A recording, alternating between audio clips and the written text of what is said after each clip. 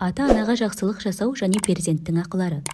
Туыстық жағынан ең жақыны ата-ана мен перзенттер болғандықтан, басқа жақындықтарға қарағанда бұлардың ақылары және бір-біріне қатысты мойнындағы міндет жауапкершіліктері туралы көп айтылады. Ата-ананы сыйлау, намаз оқу, зекет беру, ораза ұстау, қажылыққа бару Алла жолында жихад жасағаннан артық. Кім ата-анасын разы қылған жағдайда ертемен орнынан тұрса, оған пейіштің екі есігі ашылады. Кім ата-анасын разы қылған жағдайда күн батырса да сондай болады. Егер олардың біреуін разы қылса, пейіштің бір есігі ашылады. Зұлымдық жасаса да ата-анаға еш қарсы шықпаңдар. Кім ата-анасын наразы қылған жағдайда таң атырса, ол үшін тозақтың екі есігі ашылады. Кім ата-анасын наразы қылған жағдайда күн батырса да осындай болады. Егер олардың біреуін наразы қылса, тозақтың бір есігі ашылады.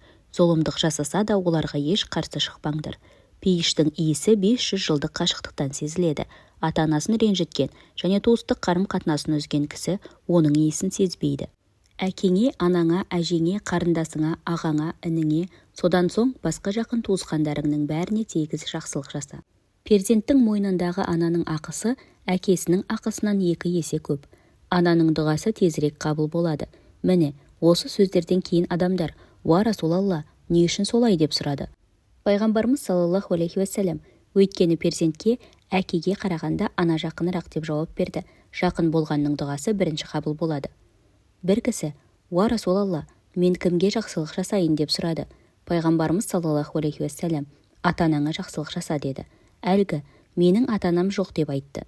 Пайғамбарымыз саллаллаху алейхи уассалам: «Онда балаңа жақсылық жаса. Сен ата-ананың алдында қарыз болғандай, балаңның алдында да қарызсың» деді.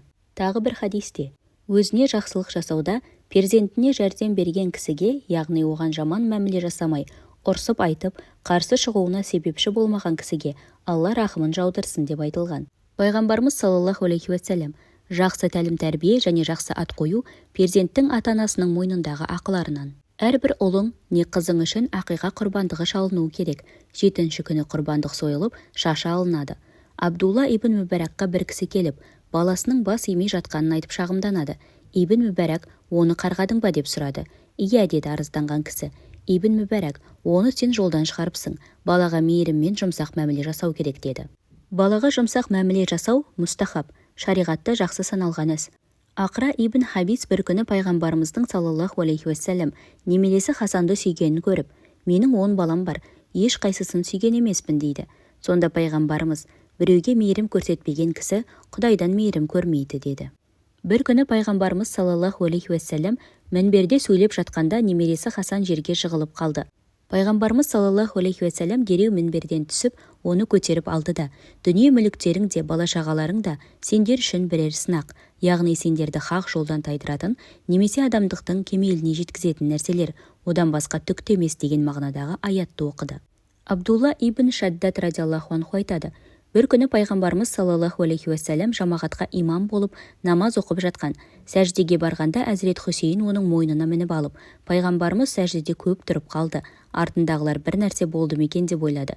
Намаз біткеннен кейін: «Уа Расулалла, сәждеде көп тұрғаныңнан біз саған бір нәрсе болды ма деп ойладық» деді. Пайғамбарымыз: «Немерем мені көлік қылып мініп алды. Оның көңілі көтерілсін деп дереу сәждеден тұрғым келмеді» деп жауап берді. Пайғамбарымыздың саллаллаху алейхи уассалам осы іс-әрекетінен төмендегідей пайдаларды көруге болады. Бірінші, Аллаға жақындық. Пенденің Аллаға ең жақын сәті оның сәждедегі жағдайы. Екінші, балаға жақсы мәміле жасау және жақындық. Үшінші, осындай сәтте қалай жасау керектігін үмбетіне үйрету. Алла елшісі саллаллаху алейхи уассалам: «Баланың иісі пейіштің иісі» дейді. Язид ибн Муғауия былайша баяндайды: «Әкем біреуді жіберіп, Ахнаф ибн Қайсты шақыртып алып, оған: «Уа Ахнаф, бала туралы қалай ойлайсың?» деп сұрады. Ахнаф әкеме: «Уа мүміндердің басшысы, олар жүрегіміздің жемісі және тірек сүйенішіміз. Біз олар үшін жұмсақ топырақ және баспана болған аспан сияқтымыз. Әрқандай игілікке олардың себепкерлігімен жетеміз. Сондықтан олар бір нәрсе сұраса бер, ашуланса көңілін тап, саған жақын болсын. Оларға жүк болма, сенен қажып, өліміңді күтпесін және саған көңілсіз мәміле жасамасын» деп жауап берді. Сонда Мағауия: «Уа Ахнаф, сен ішке кіргенде Язидке ашуланып отырғанмын» деді. Ахнаф кеткенде Муғауияның Язидке ашуы тарап, оған 200 000 дирхам мен 200 киімді сыйлыққа жіберді. Оны алған Язид Ахнафқа 100 мың дирхам мен 100 киімді сыйлыққа жіберді. Бухари мен Муслимнің риуаят еткені бойынша Ибн Масғуд радиаллаху анху былай деген: бір күні пайғамбарымыздан саллаллаху алейхи уассалям: Алланың алдында ең сүйікті іс қайсы деп сұрадым. Уақытында оқылған намаз деп жауап берді. Содан кейін қайсы дедім. Ата-анаға жақсылық жасау деді. Содан кейінше дегенімде Алла жолында күресу деді. Муслимнен басқалардың риуаяты бойынша пайғамбарымыз саллаллаху алейхи уассалям: бала ата-анасының ақысын біреудің қолында құл болып жүрген жерінен оларды сатып алып, құлдықтан босатса ғана өтей алады деген. Ибн Мажа мен Насаидің риуаят еткені бойынша бір кісі Алла елшісіне саллаллаху алейхи уассалям келіп: уа Расулалла, соғысқа қатысайын ба деп кеңес сұрағалы келдім дейді. Пайғамбарымыз саллаллаху алейхи уассалям: анаң бар ма деп сұрайды. Әлгі кісі иә дегенде Алла елшісі саллаллаху алейхи уассалям: онда оның жанынан шықпа, өйткені пейіш оның табанының астында деп жауап береді. Ахмад ибн Ханбалдың айтуы бойынша пайғамбарымыз саллаллаху алейхи уассалям: кім өмірінің ұзын болуын және ризығының кең болуын қаласа, ата-анасына жақсы қарасын және туыстық байланыстарды бекем ұстасын деген. Әбу Яғла мен Хакимнің риуаят еткені бойынша пайғамбарымыз саллаллаху алейхи уассалям: ата-анасына жақсы қарағандарға сүйінші, Алла олардың өмірін ұзартады деді. Хакимнің риуаяты бойынша пайғамбарымыз саллаллаху алейхи уассалям: өз әйелдерің арлы болсын десеңдер, басқалардың әйелдерін жолдан шығармаңдар. Балаларың сендерге қарасын десеңдер, ата-анаңа қараңдар. Кімге мұсылман бауыры кешірім сұрап келсе, күнәһар болсын, бейкүнә болсын, оны кешіріп татулассын, әйтпесе пейіштегі бұлақтан су іше алмайды деген. Муслимнің риуаяты бойынша пайғамбарымыз саллаллаху алейхи уассалям бір күні: мұрнымен жер сөзсін, мұрнымен жер сөзсін, мұрнымен жер сөзсін деді.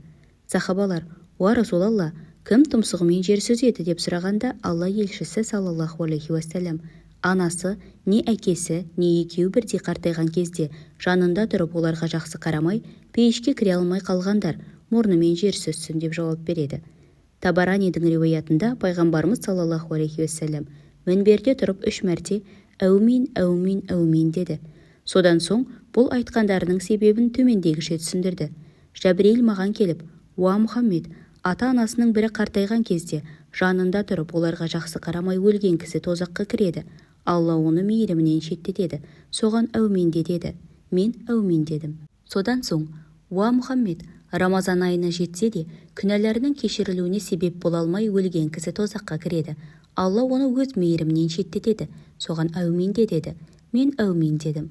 Сонда: уа Мұхаммед, сенің есімің аталғанда саған салауат сәлем айтпай өлген кісі тозаққа кіреді. Алла оны мейірімінен аулақтатады. Соған да әумин де деді. Мен де 3-ші рет әумин дедім. Бұл хадистің түрлі риуаяттары бар. Бухари мен Муслимнің риуаят еткені бойынша Әбу Бәкірдің радиаллаху анху қызы Әзірет Әсма радиаллаху анха былай деген: пайғамбарымыздың саллаллаху алейхи уассалям кезінде анам маған келді. Ол пұтқа табынушы болды. Мен пайғамбарымыздан саллаллаху алейхи уассалям: анам маған келді. Ол исламға кірмей жатыр. Онымен байланысымды жалғастыра берейін бе деп сұрадым. Ол: әлбетте, анаңмен байланысыңды жалғастыра бер деп жауап берді. Ибн Хиббаның риуаяты бойынша пайғамбарымыз саллаллаху алейхи уассалям: әкеге не анаға қарсы шығу, Аллаға қарсы шығу деп айтқан. Баззардың риуаятында Алла елшісі саллаллаху алейхи уассалям: ата-ананы разы қылу Алланың разылығына жеткізеді, ата-ананы ренжіту Алланың қаһарын алып келеді деген. Табаранидің риуаяты бойынша пайғамбарымыз саллаллаху алейхи уассалям: Аллаға мойынсыну әкеге не анаға мойынсыну, Аллаға қарсы шығу әкеге не анаға қарсы шығу деп айтқан. Термизи мен Хакимнің риуаяты бойынша бір кісі пайғамбарымызға саллаллаху алейхи уассалям келіп: мен бір үлкен күнә жасадым, тәубем қабыл бола ма деп сұрайды. Алла елшісі саллаллаху алейхи уассалям ол кісіге: анаң тірі ме деді. Әлгі: жоқ деп жауап берді. Пайғамбарымыз саллаллаху алейхи уассалям: нағашы апаң бар ма деп сұрады. Ол иә дегенде Алла елшісі саллаллаху алейхи уассалям: онда соған жақсылық жаса деп айтты. Әбу Дауд және Ибн Мажаның риуаятында сахабалардан біреу пайғамбарымызға саллаллаху алейхи уассалям келіп: уа Расулалла, ата-анам өлді. Бұдан кейін оларға қандай сауапты іс жасай аламын деп сұрады. Пайғамбарымыз саллаллаху алейхи уассалям ол кісіге: олар үшін дұға қылу, күнәләрінің кешірілуін сұрану, олардың тірі кезде берген уәделерін орындау, олар жақтан болған туыстармен қарым-қатынасты жалғастыру және достарына жақсылық жасаумен сауап іс жасай аласың деп жауап берді. Муслимнің риуаяты бойынша бір күні Әзірет Омардың радиаллаху анху ұлы Абдулла радиаллаху анху Меккенің жолында бір бәдәуиге жолығып сәлем береді де мінген атын басындағы сәлдесін оған сыйлық қылады. Ибн Динар: біз соған куә болып тұрған едік. Абдуллаға: Алла жақсылығыңды берсін, мұншалық мәміленің керегі бар ма? Бұл бәдәуилер бұдан аз нәрсеге де разы болмақ деп оның мәмілесінің себебін сұрадық. Абдулла бізге: бұл кісінің әкесі әкем Омардың өте жақын досы еді. Мен пайғамбарымыздың саллаллаху алейхи уассалам: жақсылықтардың ең ұлығы балалардың өз әкелерінің достарына жасаған жақсылықтары дегенін естігенмін деп жауап берді. Ибн Хиббан былай деп риуаят етеді. Әбу Бурда радиаллаху анху айтады: бір күні Мединаға бардым. Барысымен Абдулла ибн Омар менімен амандасуға келді. Сөз үстінде: саған неге келгенімді білесің бе деп сұрады. Жоқ дедім. Мен Алла елшісінің саллаллаху алейхи уассалам. Кім қабірдегі әкесімен байланысқысы келсе, оның артында қалған дос туғанымен байланыссын деген сөзін естігенмін. Әкем Омар мен сенің әкеңнің арасында бір талай жақындық бар еді. Мен де сол достықты жалғастырғым келді деді.